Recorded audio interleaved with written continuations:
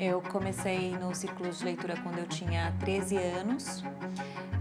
Na verdade, eu não fui convidada para fazer parte do círculo de leitura no primeiro momento.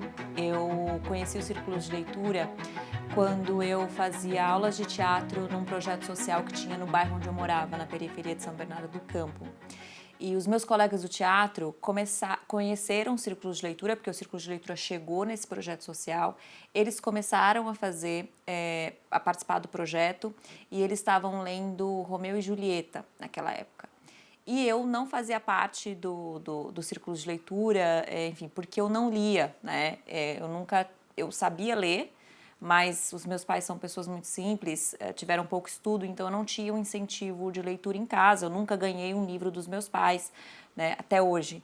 E naquela época, então eu não tinha livro, eu não lia. Então, para mim, eu ouvi falar sobre o círculo de leitura, mas eu não entrei para o projeto porque eu não lia. Então era isso. Mas os meus colegas do teatro liam. E aí eu ouvia eles falando sobre Romeu e Julieta, sobre a história e tudo, e eles sempre ficavam comentando, e isso me despertou atenção, curiosidade. E aí teve um dia que eu fui participar de um dos grupos. Eles já tinham mudado de obra, eles já estavam lendo o Banquete de Platão, e foi num dia que a Catalina e o Norman, eles foram visitar o projeto lá. E me encantou muito a forma como tudo é feito, né? Porque, como o nome diz, é feito num formato de círculo. Então, não tinha hierarquia, todo mundo podia falar, eu podia falar, e aquilo me encantou, porque eu era ouvida, né? Qualquer coisa que eu falasse, todo mundo ia ouvir, e eu não me sentia julgada ali. E naquele dia, a Catalina e o Norman estavam no grupo, e como a Catalina era quem estava conduzindo, eu fazia muitas perguntas sobre o Banquete de Platão. Porque, imagina, eu nunca tinha lido e eu peguei logo o Banquete de Platão. Então, assim, é filosofia pura, né? Eu não entendia muitas coisas, então eu fazia muitas perguntas. E a Catalina achou isso incrível, que eu fazia muitas perguntas, ou seja, eu participava daquela discussão, né? E aí, no final do encontro, ela me perguntou: você vai participar do nosso grupo especial que acontece no Instituto Fernando Braudel, lá em Higienópolis? Eu disse: não, eu não estou sabendo disso, eu não fui convidada. E aí ela trouxe uma frase do próprio Banquete, que e aí, perdão, Platão, se eu estiver citando de maneira errada essa frase, né? Não literalmente, ela disse: os bons vão ao banquete dos bons sem convite. Então, aquilo significava o quê? Que eu não precisava ser convidada, porque eu era boa o suficiente para estar entre eles, né? Assim como dizia no Banquete de Platão. E eu fui, então, convidada ali naquele momento por ela, muito gentilmente, para fazer parte do círculo de leitura lá, no bairro onde eu morava, naquele projeto social, onde acontecia, e também ir para o Instituto Braudel para fazer parte dos grupos especiais de leitura, não só do Banquete, mas de outras obras também. E aí, a partir disso, eu nunca mais saí, né? Eu fui alimentada naquele banquete que aconteceu ali naquele meu primeiro encontro. Eu fui alimentada de amor, fui alimentada de conhecimento, e eu digo que eu continuo sendo alimentada até hoje, né? Pela literatura, enfim, pela generosidade das pessoas que a gente encontra também nos círculos de leitura. E aí a minha jornada no círculo de leitura começou ali. Então eu comecei como aluna.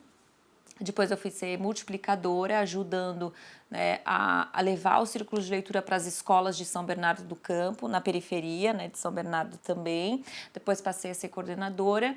E aí, depois de 5 anos no programa, fazendo parte do programa, lendo muitas obras com os jovens, indo a muitas escolas, eu entrei na faculdade e acabei saindo do projeto porque fui seguir uma outra jornada. Eu começo no círculo de leitura assim, sem entender muito o propósito, né?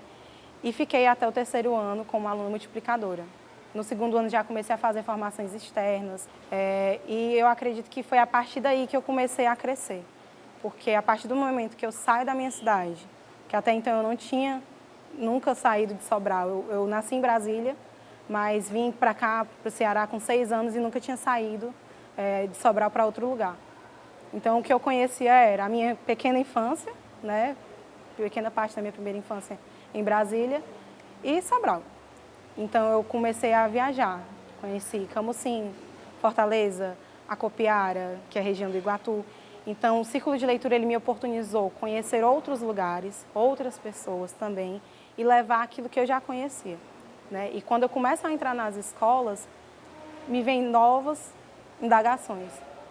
Como que isso pode ser uma coisa simples e mudar tanto a minha vida? Demorei, apesar de ter participado na época do diagnóstico, do qual o Instituto precisava para se reformular e para continuar os trabalhos, ainda naquele momento eu não entendia o que eram os círculos de leitura. Demorei mais de ano para entender. Uma vez conversando com o Norman e a Catalina, eu disse uma coisa assim, é um exercício intelectual difícil para alguns meninos. E eles reagiram imediatamente e disseram, mas não é um exercício intelectual. E nesse momento eu comecei a entender o que era um círculo de leitura.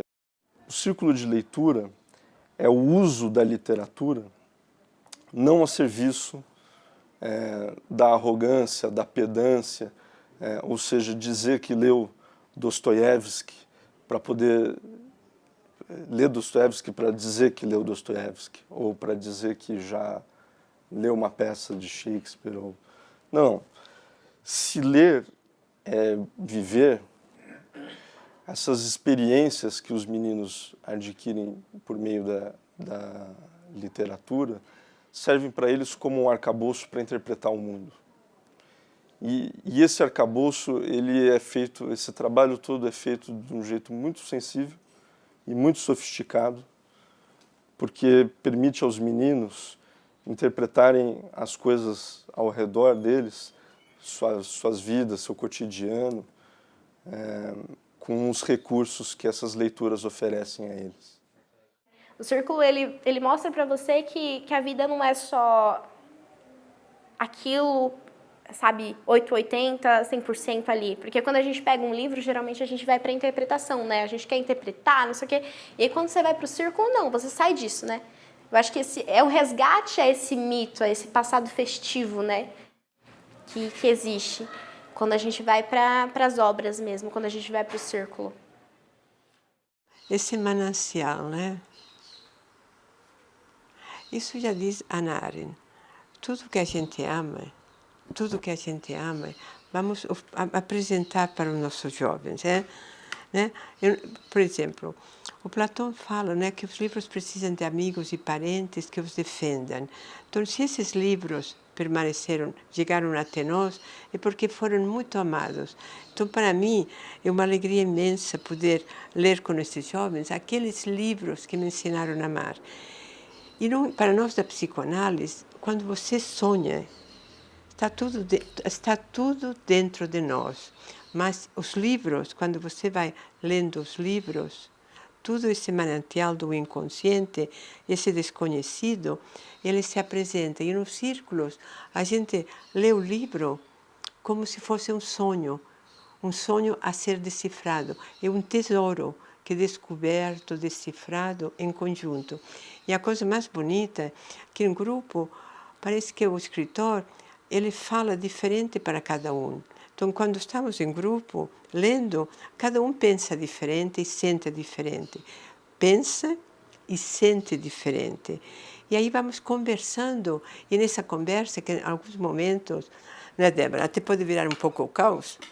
Sempre vira. Vira um pouco o caos, mas nesse caos, né, esse caos vai se configurando. E algo inédito.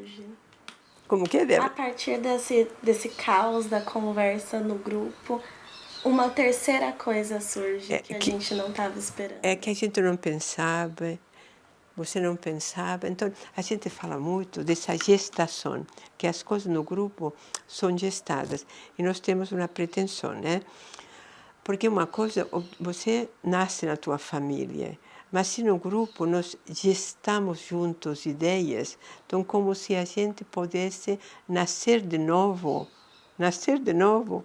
a partir desse outro manancial, esse manancial inconsciente que está dentro de nós, mas que os grandes escritores acessaram. Eles mergulharam nas profundezas da alma humana. Mergulharam, e se a gente os leva muito a sério e presta atenção, eles nos convocam, ficamos juntos. E uma coisa muito, muito interessante, que os jovens sentem uma energia, eles sentem fazendo parte. O Rilke é seu amigo, você precisa ler essas cartas. Eles escrevem, não para mim, eles agradecem ao escritor. Você precisa ver a carta da Caterine, dizendo para Rilke, Rilke, eu acredito em você. Eu acredito, você fala que a vida tem razão. Então a vida tem razão, porque você fala, eu vou acreditar em você. Existe um mundo atrás desse véu. Esse véu aí que você vê agora. Puxa, rasga, corte, queime ele. O mundo do sentir surge quando as cadeiras dão as mãos. Ele sempre te espera, um mundo feito apenas para os homens que não apenas conhecem, mas tocam e são tocados por outros. Crianças cheias do eterno, que entendem que o essencial é invisível aos olhos, que reconhecem os pequenos milagres do cotidiano, sabe que todo o caminho lhe pertence, que o encontro pode ficar nas redondezas do seu coração. Esses sim reconhecerão o verdadeiro reino do céu. Irão rir, chorar, gritar, brincar, brigar, morrer, renascer, amar com todo o seu ser e odiar na mesma intensidade, porque tudo te habita no céu.